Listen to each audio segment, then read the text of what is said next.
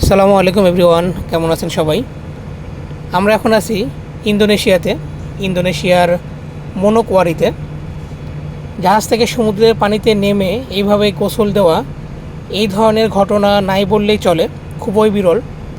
সচরাচর এই ধরনের ঘটনা কিন্তু দেখা যায় না, কিন্তু মনের ইচ্ছা থাকলে সাধ্যের মধ্যে ছোটোখাটো এমন আরও অনেক বিনোদন করা সম্ভব জাহাজে। ইন্দোনেশিয়ার এই পোর্টে আসার পরে চারপাশের প্রকৃতি এবং সমুদ্রের পানি এতটাই সুন্দর ছিল যে সমুদ্রের পানিতে না নেমে গোসল দিলে হয়তোবা মনের তৃপ্তি অপূর্ণতা থাকতো। সমুদ্রের পানি কতটা স্বচ্ছ আর পরিষ্কার দেখলেই বুঝতে পারতেছেন। জাহাজ থেকে কিন্তু অনেক নিচে এটা, সবাই লাইফ জ্যাকেট নিছে যেন রিস্ক না থাকে। আমাদের জাহাজের প্রকৃতি একটু দেখেন আপনারা। আমাদের এই জাহাজের চতুর্দিকে পাহাড় ছিল, এর একটা পাহাড়ি অঞ্চল মনোকোয়ারি। এর আগেও আমি এখানে আসছি, তবে এইভাবে সমুদ্রের পানিতে নেমে গোসল দেওয়া হয় নাই। তো এবার সমমনার কিছু মানুষ আছে, এর জন্য হয়তো এটা সম্ভব হয়েছে।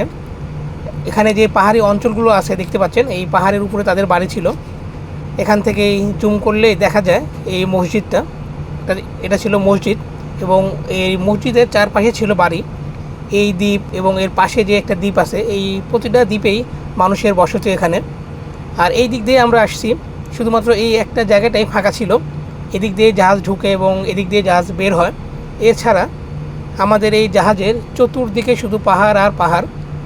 যখন সন্ধ্যা হয় প্রতিটা পাহাড়েই লাইটে আলোকিত হয়ে থাকে, খুবই সুন্দর লাগে দেখতে সন্ধ্যাবেলা এই জায়গাটা। দিনের বেলাও অনেক সুন্দর লাগে। এখন যেহেতু বিকেল হয়ে গেছে, এখানে এখন এই সবাই ডিউটি শেষ করে তারপরে সবাই এখানে পানিতে নামছে গোসল দেওয়ার জন্য।